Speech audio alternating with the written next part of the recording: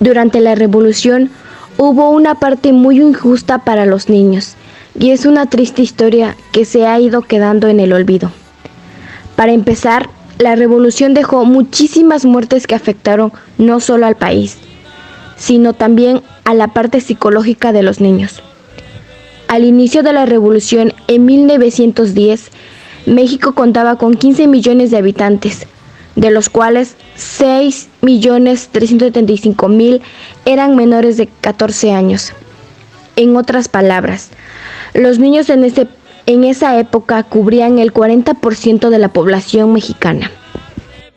Para empezar, muchísimos niños quedaron huérfanos y el destino de muchos niños fueron los institutos de beneficencia, el abandono en las calles, el trabajo en fábricas o incluso a la incorporación de lucha armada. A consecuencia de que muchos niños quedaron huérfanos, se vieron obligados a vivir en trenes o campamentos, en los cuales las condiciones de higiene eran muy insalubres, lo que dejó como consecuencia enfermedades que acabaron con la vida de varios niños. Los niños no disponían de muchas libertades, puesto que a los menores de 5 años se les asignaban tareas de cuidar a los animales, acarrear el agua de los pozos a los campamentos, como también eran encargados de llevar los alimentos a los revolucionarios. A los niños varones de 10 años de edad se les asignaban labores de guerra y entrenamiento militar. Además, a la edad de los 10 años ya podían cargar con rifles y algunos eran enviados a combate, realizando labores de espionaje. En cambio, las niñas ayudaban en la preparación de alimentos, como también se encargaban de cuidar a los enfermos y heridos. En esta época, donde los derechos de los niños fueron gravemente ignorados, debido a que ellos no gozaban de ciertas libertades, también se vieron afectados los ámbitos como lo son el desarrollo, el bienestar y la protección. También se vio gravemente ignorada, de cierta manera, el derecho a la educación que estos niños tenían. También fueron afectados principalmente por el maltrato, la falta de comida, el hambre, y también a los niños que ya no tenían familias debido a esta situación.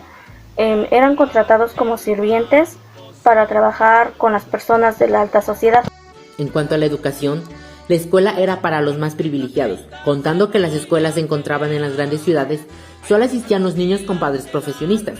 Pero en 1911 se llegó a presentar la iniciativa para instituir la escuela en la región rudimentaria, con el propósito de enseñar a aquellos niños que no tenían padres o a aquellos que no contaban con un buen desarrollo educacional.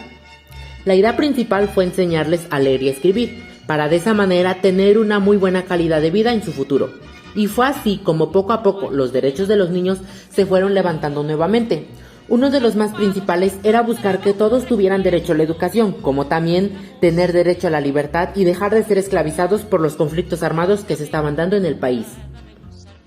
Las capacidades de aprendizaje eran muy escasas, ya que la mayoría de niños no había asistido a alguna escuela en donde se les pudiera enseñar a leer o escribir, lo que a los maestros se les complicó la enseñanza de los niños, pero no hubo impedimento para la enseñanza. Así que se comenzaron a enseñar matemáticas, español y diversos oficios de carpintería, herrería o agricultura, para que así en caso de necesidades económicas los niños podrían ayudar a los padres con su trabajo. Pero la escuela estaba abierta únicamente para los varones. En cuanto a las niñas, su labor se encontraba en las labores domésticas del hogar. Tiempo después, las escuelas rudimentarias dieron inicio de la Federación Escolarizada, fundamento que serviría para la creación de la Secretaría de Educación Pública, la cual había empezado a luchar por el derecho a la educación de las niñas. De 1921 a 1924 se realizó la primera gran reforma educativa. Con éxito llevó la educación y cultura a toda la República Mexicana.